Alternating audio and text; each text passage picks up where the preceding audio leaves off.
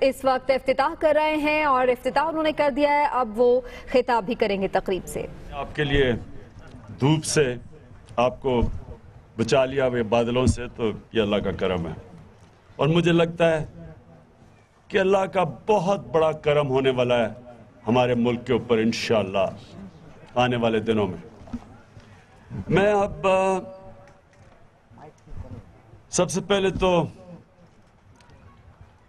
کسی کو میں آج خاص خراج تحسین پیش کرنا چاہتا ہوں، وہ ہیں آپ کی فوزیہ ایم پی۔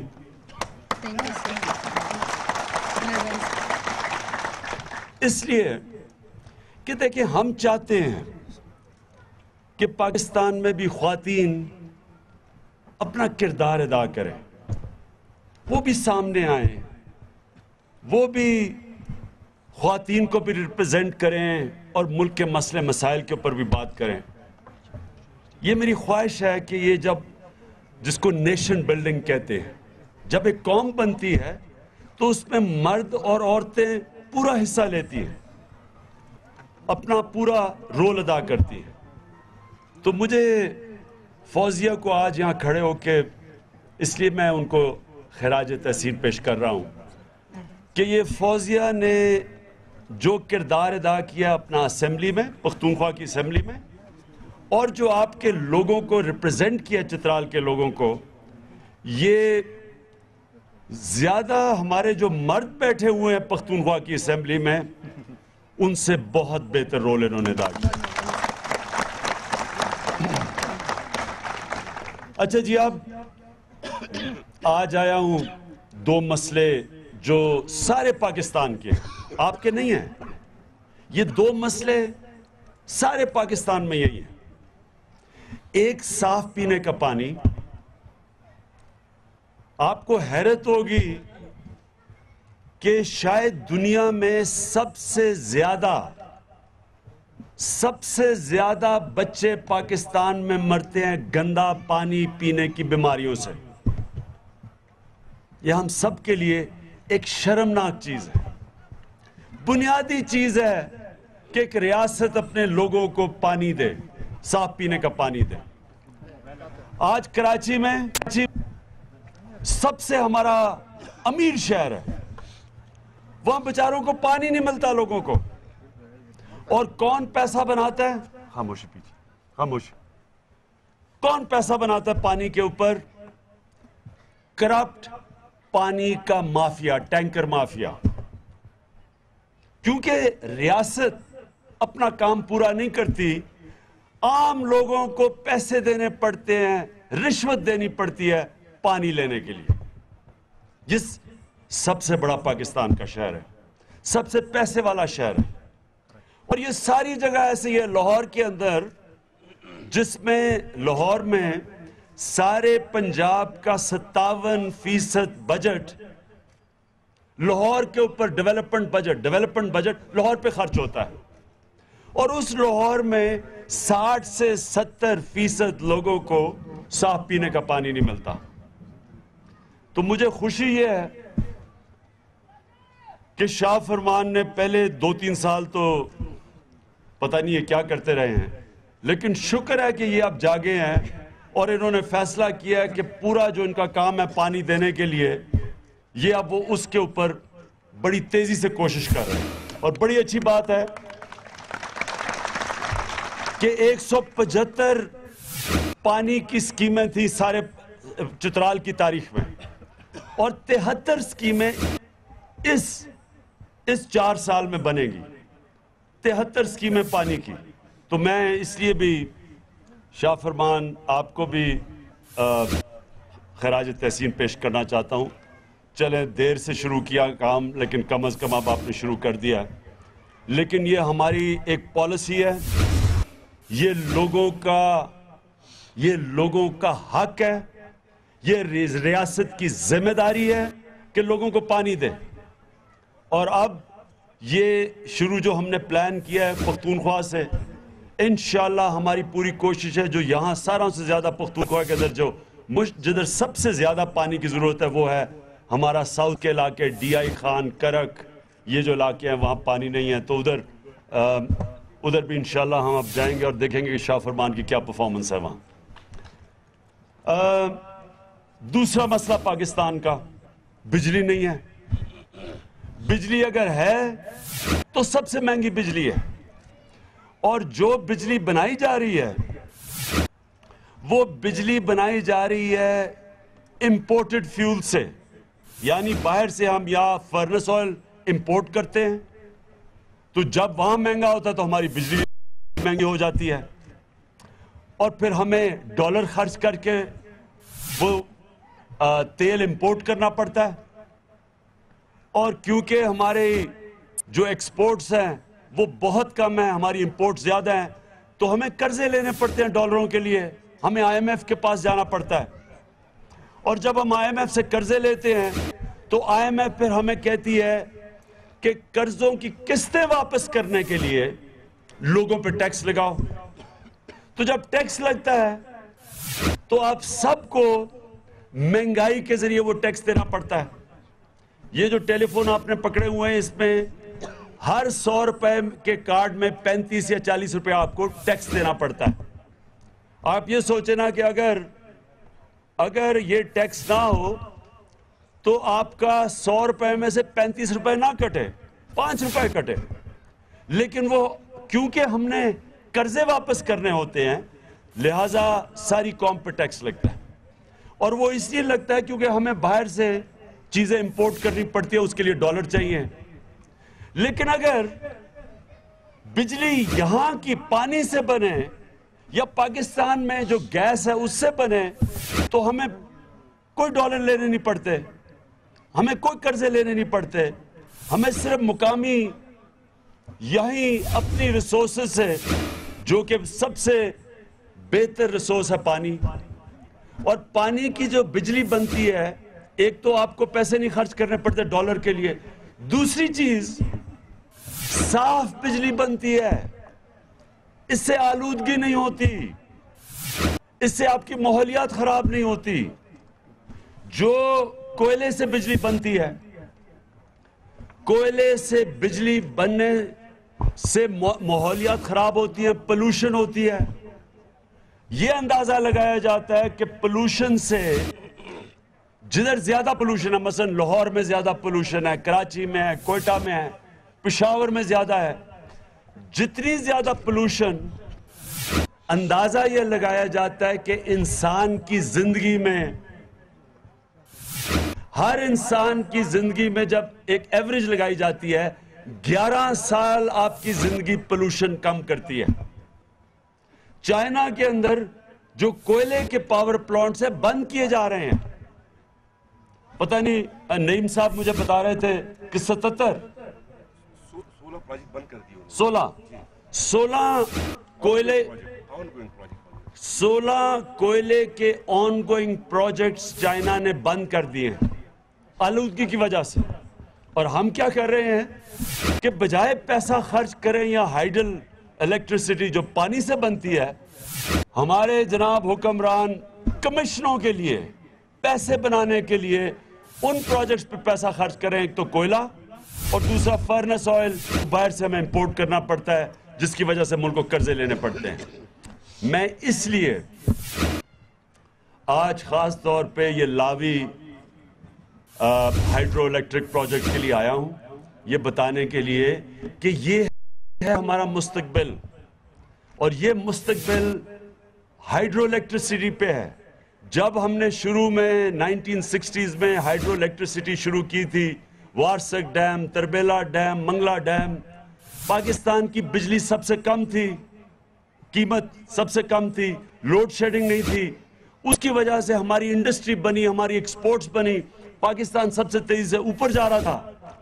جب سے یہ 90 کی دہائی میں انہوں نے بجائے پیسہ خرچ کرنے کے ہائیڈرو الیکٹریسٹی پہ, جس کا 50,000 میگا واٹ کا پوٹینشل ہے پاکستان میں, انہوں نے یہ آئی پی پیز کو پیسے کمیشنوں کے پیچھے, یہ ساری اس کے پیچھے کرپشن ہے. یاد رکھنا پاکستان کا ہر مسئلے کے پیچھے کرپشن ہے. انہوں نے کرپشن, پیسے کمیشنز کے پیچھے, یہ پروجیکٹس کے کیوں جلدی پیسہ مل جاتا ہے ان سے, انہوں نے ان پہ پیسہ خرچ کیا. جو ہائیڈرو الیکٹریسٹی بنانی چاہیے تھی وہ نہیں بنائی. چترال میں میں کتنا یا 30 ٹوٹل کتنا 2900 میگا واٹ کا پوٹینشل ہے جو سائٹس دیکھی ہوئی ہیں جن کے اوپر ہم نے فیزیبلٹی بھی بنا چکے ہیں. تو 2900 میگا واٹ پانی سے بننے والی بجلی، اس کے اوپر اگر پہلے کام ہو جاتا تو نہ اتنی لوڈ شیڈنگ ہوتی، نہ اتنی مہنگی بجلی ہوتی. پانی پہ سب سے سستی بجلی ہے. اور جو دوسرا پختونخوا کی حکومت نے کیا اب تک کتنے مائکرو ہائیڈل 55 مائکرو ہائیڈل بنایا. مائکرو ہائیڈل بڑا جلدی بنتا ہے. گاؤں، ہر گاؤں میں جدھر یہ چشمے آ رہے ہیں ان کے اوپر بن سکتا ہے. سوری 55 چترال میں بنے ہیں. اب تک ہم بنا چکے ہیں 200 سے اوپر ہمارے مائکرو ہائیڈل بن چکے ہیں. 375 ہم نے سال کے اینڈ تک بنانے ہیں. 1000 مائکرو ہائیڈل کا ہم نے فیزیبلٹیز بنائی ہوئی ہیں. یہ مائکرو ہائیڈل اس سے ہے کہ چھوٹے چھوٹے گاؤں میں، ویران علاقوں کے اندر چشموں کے اوپر ہم بنا سکتے ہیں اور سارے گاؤں کو بجلی مل سکتی ہے.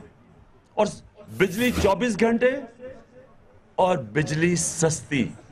کتنے روپے؟ 4 روپے یونٹ، 4.5 روپے یونٹ پہ بجلی بنتی ہے.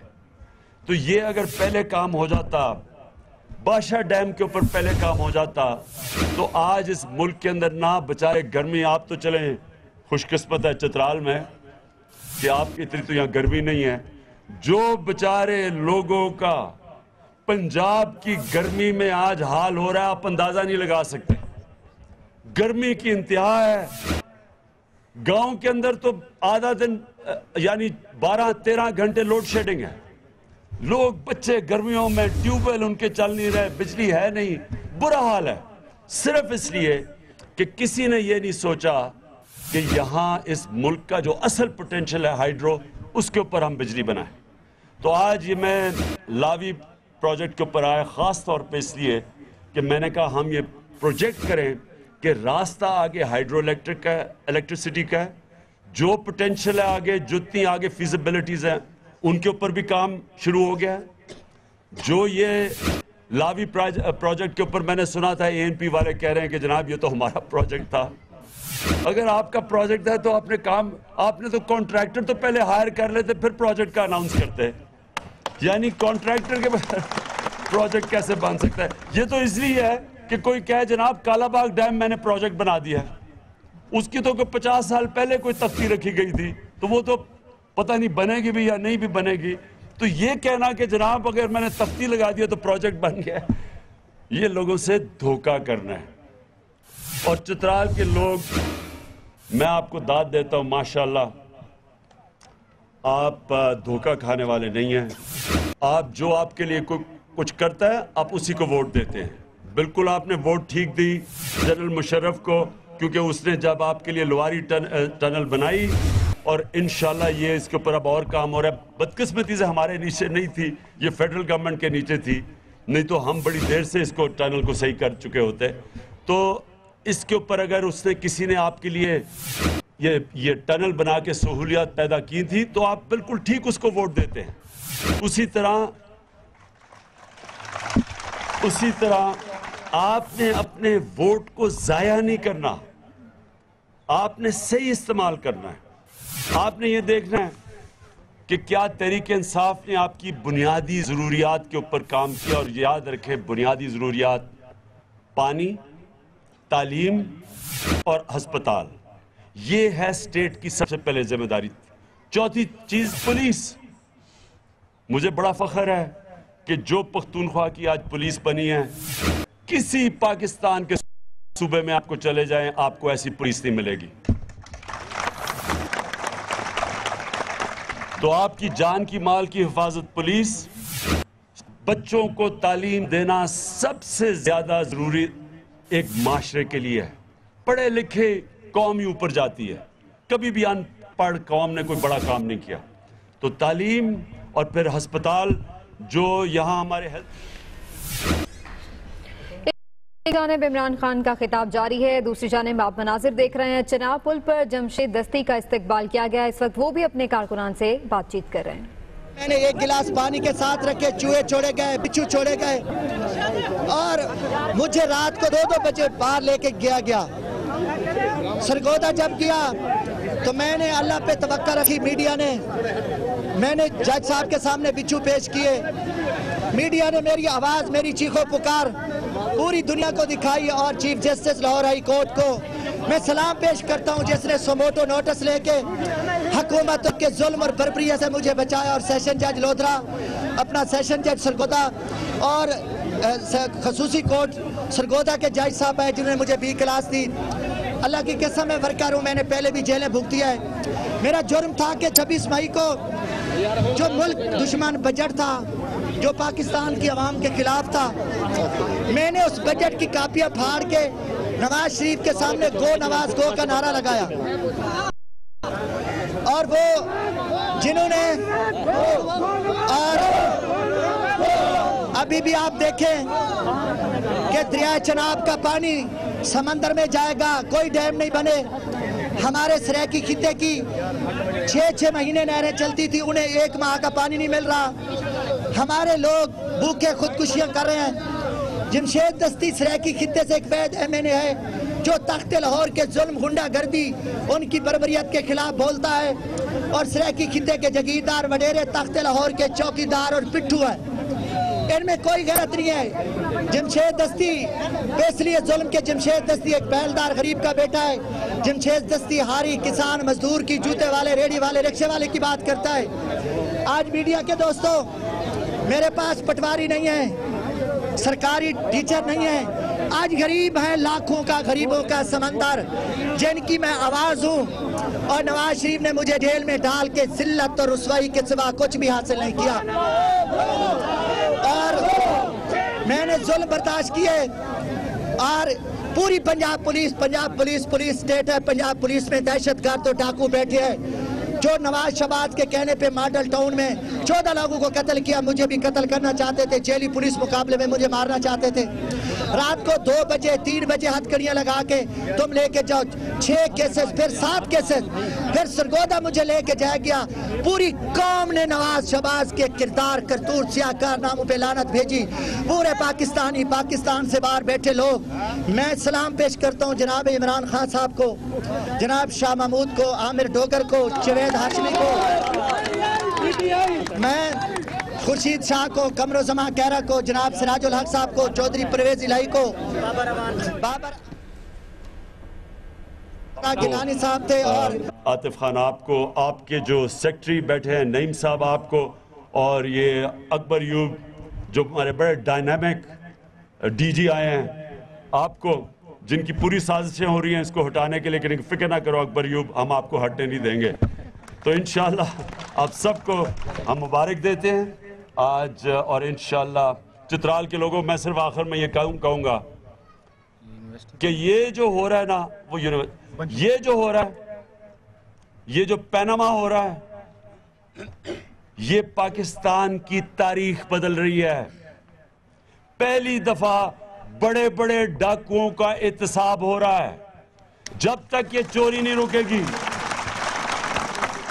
جب تک یہ لوٹ مار، یہ آپ کا پیسہ چوری ہو کے باہر جا رہا ہے۔ ہر سال 1000 ارب روپیہ، 1000 ارب روپیہ اس قوم کا چوری ہوتا ہے اور ملک سے باہر چلا جاتا ہے۔ ان کے محلوں میں ادھر اسحاق ڈار کے بچے بھی اربوں پتی ہو گئے ہیں، نواز شریف کے بچے بھی اربوں پتی ہو گئے ہیں۔ یہ سارا پیسہ ادھر سے چوری ہو کے جا رہا ہے، اور یہ پہلی دفعہ ہے کہ اس قوم نے میرے ساتھ مل کے جدوجہد کی، اور ہم نے اب ان کی JIT اور سپریم کورٹ کے سامنے تلاشی ہو رہی ہے، اور جو ان کی تلاشی ہو رہی ہے، چھوٹے چوروں کو پکڑنے سے چوری نہیں رکتی، یہ بڑے بڑے مگرمچھوں کو پکڑنے سے کرپشن رکتی ہے۔